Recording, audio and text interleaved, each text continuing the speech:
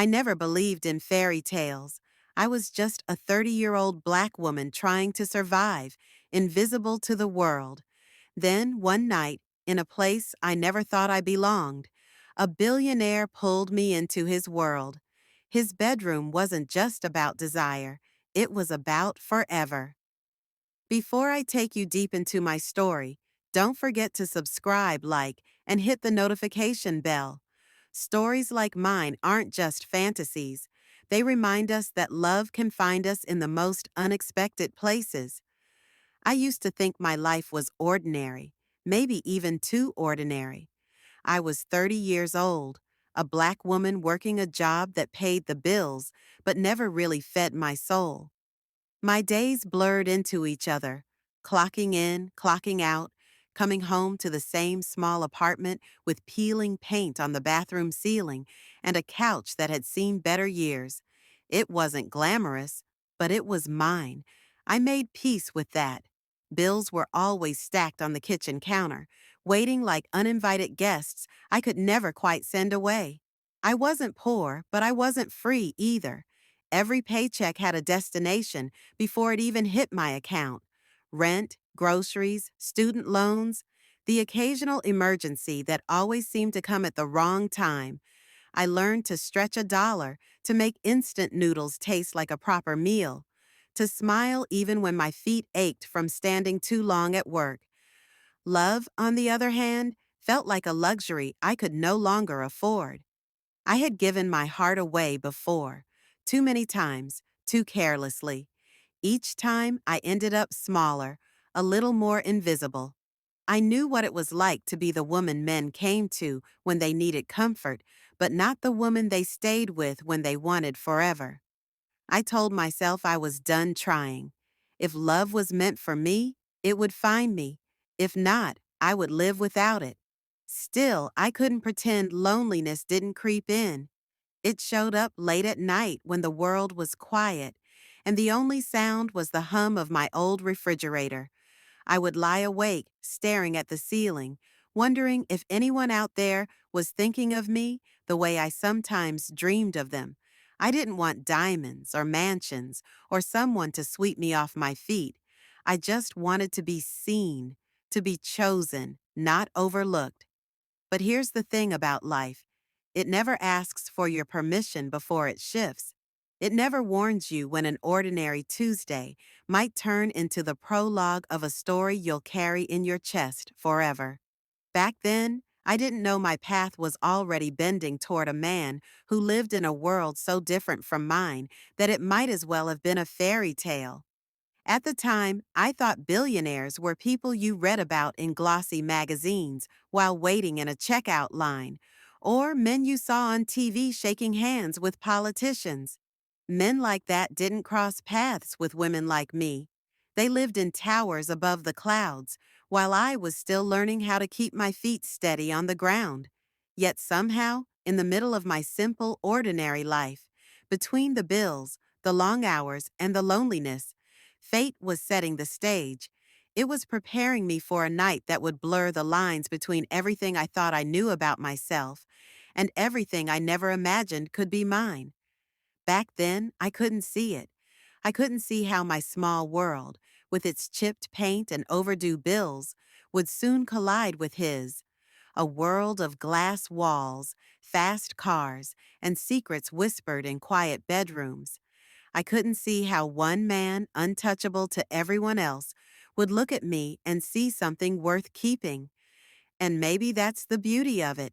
Life doesn't give away the ending before the story begins. It only whispers hints, soft enough to make you wonder, but quiet enough to make you doubt. All I knew then was that I was tired, guarded, and trying to make it through another week. What I didn't know was that love, the kind I had stopped believing in, was already on its way to find me. I never liked big events, the glittering rooms, the loud laughter, the small talk that felt more like a performance than a conversation. It was never my scene. But that night, a close friend of mine begged me to come along. She had an extra ticket to a gala that promised an unforgettable evening, and she swore I needed a night out. I resisted at first, But eventually, I gave in. Maybe it was curiosity. Maybe it was the thought of wearing something that wasn't my usual work clothes. Whatever it was, I said yes. Walking into that ballroom felt like stepping into a different universe. Crystal chandeliers dripped light from the ceiling, casting a glow over gowns that shimmered like waterfalls and tuxedos that looked like they'd been sewn directly onto their owners. I tugged at the strap of my simple black dress, suddenly aware of how plain it must have looked compared to the glittering fabrics around me. I kept telling myself I didn't belong here. I was just a 30-year-old woman with bills waiting at home. But my friend squeezed my hand, smiled, and said, "Relax. Just enjoy." I was trying to do exactly that when I felt it, the weight of someone's gaze. It wasn't the casual glance of a stranger passing by. It was heavier, sharper, like a spotlight I hadn't asked for. I turned, and that's when I saw him.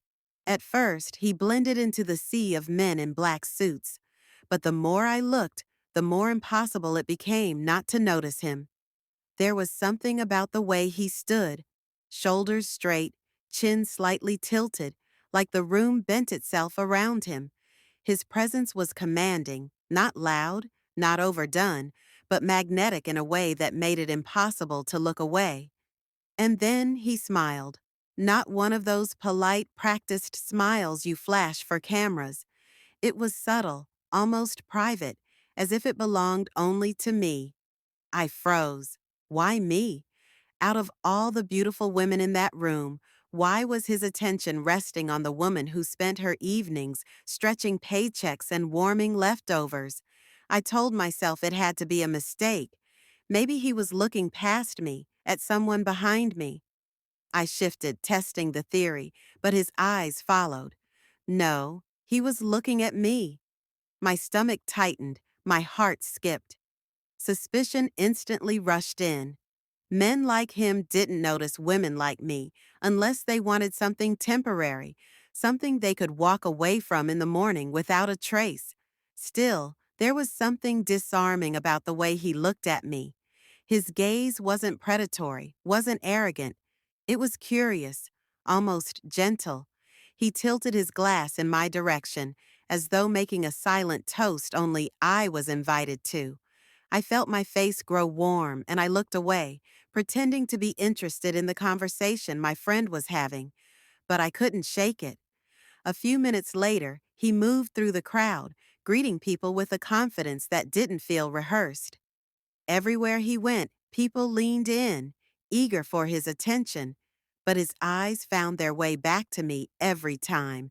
Subtle gestures, small but undeniable, a nod here, a half smile there, the way his hand lingered on the edge of his glass whenever I glanced up. It was as if we were having a conversation without words, one that made me feel exposed but strangely alive.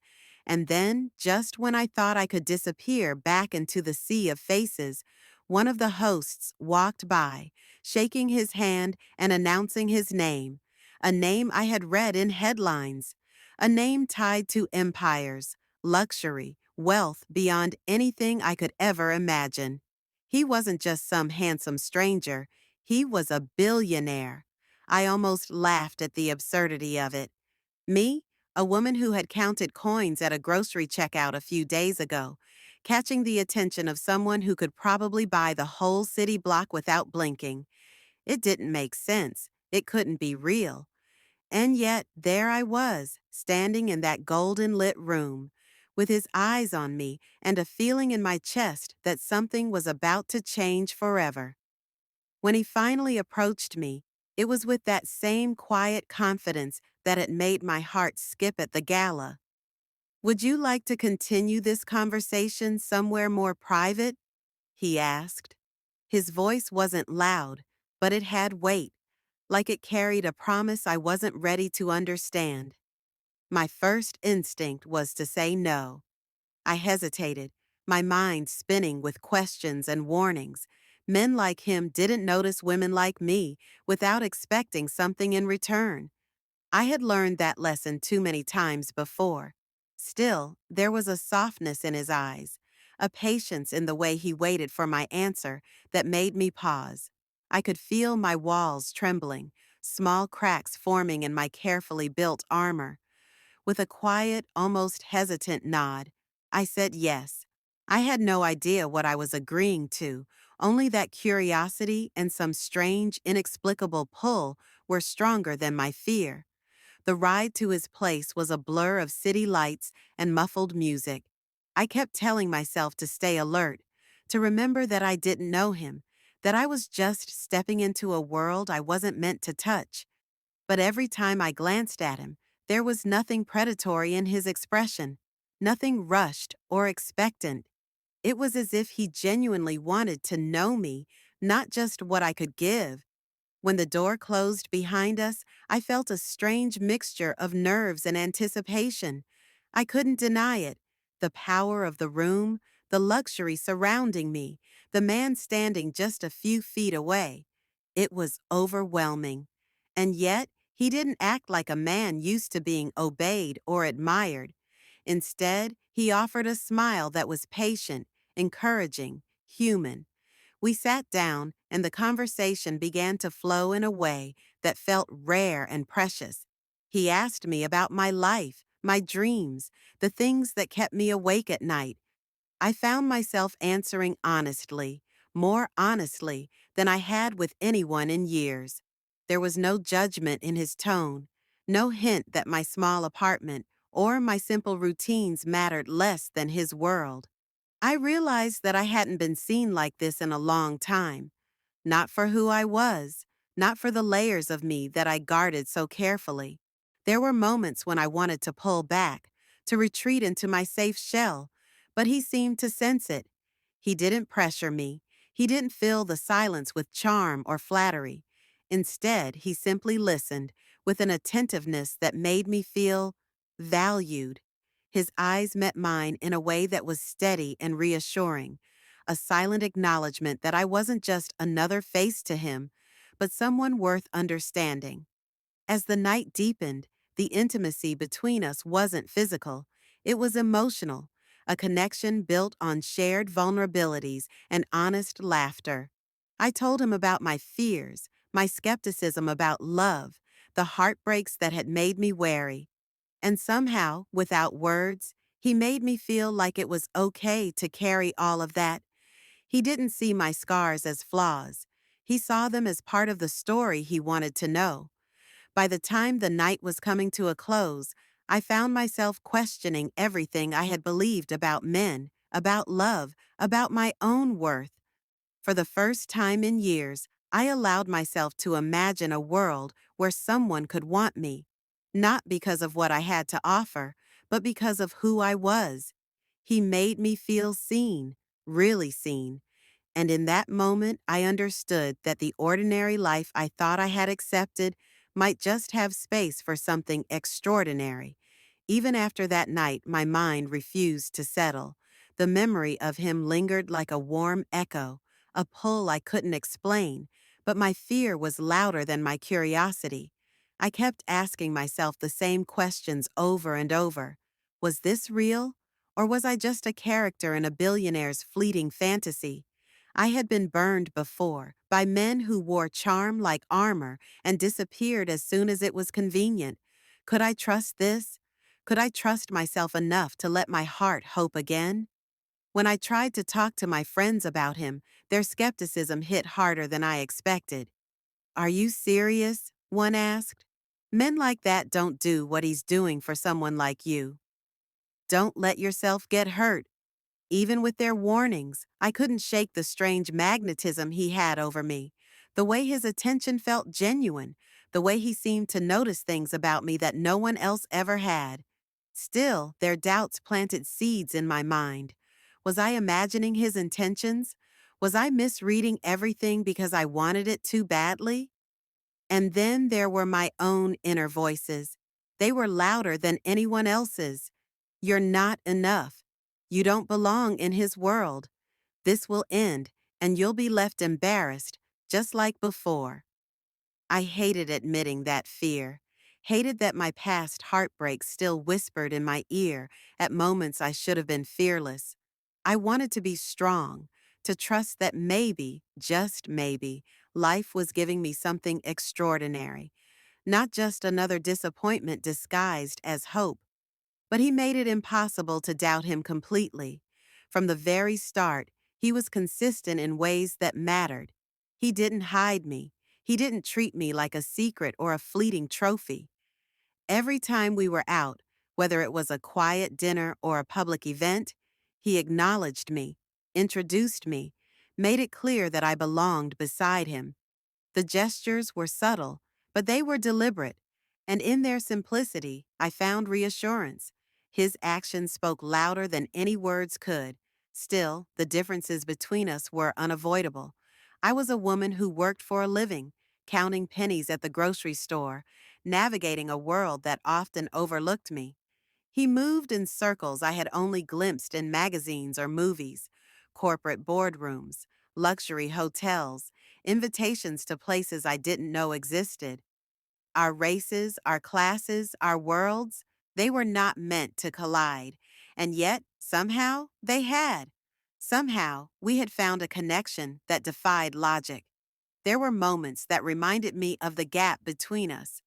I noticed how people looked at us when we walked into a room, the curiosity, the whispers, the judgment. It wasn't always subtle, and every time I felt that old fear creeping back, the one that told me I didn't belong. But then he would reach for my hand or look at me with a calm certainty, and it would all fade. I realized that the connection between us wasn't about appearances or approval. It was about the quiet understanding we shared when no one else was watching. The truth slowly began to sink in. I didn't have to fit his world to be part of it. I didn't have to change who I was or pretend to be someone I wasn't. He saw me, not my bank account, not my past, not my ordinary life, but me. And that realization, more than anything else, started to quiet the fears, the judgments, the inner voices. I began to feel the fragile stirrings of trust, the possibility that what we had might not be a fantasy at all, but the kind of love I had thought existed only in stories. I never thought a moment could feel so heavy and light at the same time. The first time he introduced me publicly as his woman, I felt my heart thundering in a way I hadn't felt in years. The world was watching, and for a split second, I thought I would shrink back into the shadows where I had always felt safe. But then I looked at him, standing there with that quiet confidence, and something inside me shifted. He didn't announce me with grand gestures or exaggerated declarations. There was no need. The way he looked at me, the steadiness, the unwavering focus, spoke louder than any words. I realized then that this was not about impressing anyone else. This was about showing the world in a way that mattered, that I was his, and that he valued me. The room buzzed with attention, whispers flowing like invisible currents around us. But I felt a strange sense of calm. He didn't just introduce me, he included me. Every small touch, every subtle cue reminded me that I wasn't a prop in his life, a fleeting accessory to his fame or fortune. I was real to him, and he was willing to make that clear, even when all eyes were on us. And yet, as much as pride swelled in my chest, fear still lingered. What if this was a mistake? What if exposing myself to the world made me vulnerable in ways I couldn't control? My mind raced with doubts, old fears creeping back to test my newfound courage. But every time those thoughts surfaced, he anchored me. A glance, a reassuring squeeze of my hand, the way his presence seemed to shield me from judgment. It was as if he was silently telling me, I'm here. I see you. I'm not going anywhere. It wasn't just about appearances, it was about trust. For the first time, I saw what consistency looked like in someone else. His actions weren't flashy or performative. They were deliberate, persistent, real. And in that, I found a sense of safety I hadn't allowed myself to feel in years. I realized that this public acknowledgement wasn't just for show. It was a choice he made every day, and now he was making it in front of everyone. I could feel the difference between our worlds more acutely than ever. He moved with ease through boardrooms, gala dinners, and conversations about investments I barely understood. I was still learning to navigate that world, trying not to feel out of place among people who seemed so untouchable. But instead of pushing me away, he guided me gently, never making me feel inferior or unwanted. The contrast between us was clear, but it wasn't a barrier. It was a bridge, a way for me to see how love could adapt, evolve, and include both of us without erasing who I was. That night, I understood something fundamental. Love wasn't about perfection or status or being enough by society's impossible standards. It was about the choices we made for each other, the ways we showed up, and the courage to stand together even when the world was watching. When I looked into his eyes, I saw more than desire or admiration. I saw commitment and a depth of feeling that made me reconsider everything I thought I knew about forever. And in that moment, I felt it, the first true sense that maybe, just maybe, love wasn't something that happened to me. Maybe it was something I could live, something I could hold on to, something real enough to weather fear, doubt, and the judgment of the world. For the first time in a long time, I allowed myself to believe it could last. I never imagined that love could feel like this, steady, grounding, and yet exhilarating all at once. After everything, the doubts, the fears, the whispers of judgment, I realized that the life I had built for myself, the resilience I had honed over 30 years, was exactly what allowed me to embrace this new chapter without losing who I was. I didn't need to change to fit his world. I didn't need to pretend to be someone I wasn't. The moment I stopped trying to mold myself into what I thought he wanted, I finally understood the depth of what we had. It wasn't instant. There were still days when I questioned myself, moments when I doubted that someone like him could truly want someone like me. But each time he showed me, not with words, but with actions. Every gesture, every look, every simple acknowledgement reminded me that I mattered, not for my status, not for my beauty, not for any external measure, but simply for being me. That realization shifted something inside me. I no longer felt like I was stepping into a world where I didn't belong. I felt like I was walking beside someone who had chosen me willingly, repeatedly, unapologetically. The public acknowledgement, the intimate moments, the consistent presence, all of it built a foundation stronger than any fairy tale I had read or imagined. I began to understand that love wasn't about grand gestures alone. It was about commitment, small and steady, every day. It was about choosing someone, not just when it was convenient, but even when the world made it complicated. That kind of love wasn't flashy or superficial. It was quiet, persistent, and deeply real. And in that quiet, I found myself. I accepted that my past heartbreaks, my scars, my imperfections, they weren't liabilities. They were part of my story, part of what made me who I was. And he didn't just accept them, he valued them. He didn't ask me to erase my past or hide my struggles. Instead, he held space for me, creating a world where I could exist fully and be loved fully. I realized that this was something I had longed for without even knowing it, a love that didn't demand perfection, but saw the beauty in authenticity. As we moved forward together, our differences, the worlds we came from, the lives we had led, the expectations of society didn't feel like obstacles. They were reminders of how far we had come, proof that love could bridge divides that seemed impossible. I learned that love wasn't about erasing who I was or giving up my identity. It was about sharing it, revealing it, and finding someone who cherished it just as fiercely as I did. I could finally breathe without the weight of doubt pressing down on my chest. I could walk into any room knowing that my value wasn't determined by anyone else's judgment. I had found a partner who not only desired me, but celebrated me in ways that I had only dreamed of.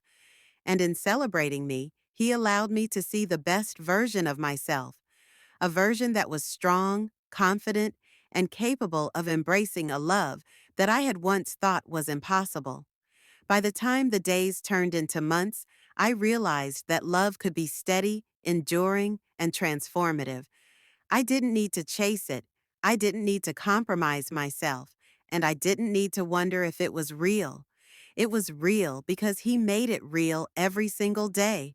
And in that reality, I found a new beginning, one where I could be proud of who I was, fully seen, fully loved, and ready to step into forever.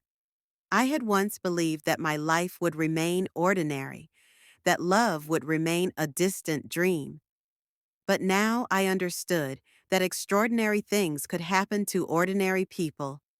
That night in his world, everything changed. Not because I became someone else, but because I finally allowed myself to be seen. And in being seen, I discovered the forever I had never dared to believe in. If my story touched your heart, don't forget to like, subscribe, and share this video. Remember, no matter your age, your past, or where you stand in life, love can find you. Sometimes in the most unexpected way, sometimes in the most unexpected person.